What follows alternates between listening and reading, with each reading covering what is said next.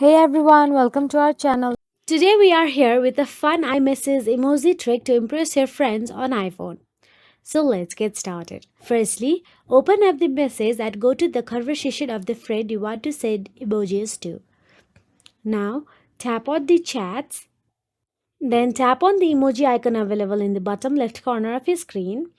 Then here I am choosing an heart emoji, then put a space between it. Then again, add some other. If you want to add any others, then you can do that as well. Now long press on the send button available there. Then tap on the screen. Now all you have to do is send it. So that is it. You can try out these iMessage emoji tricks and make your chat more fun. So that is it guys. If you found this video helpful, please like, share and subscribe our channel and thank you for watching.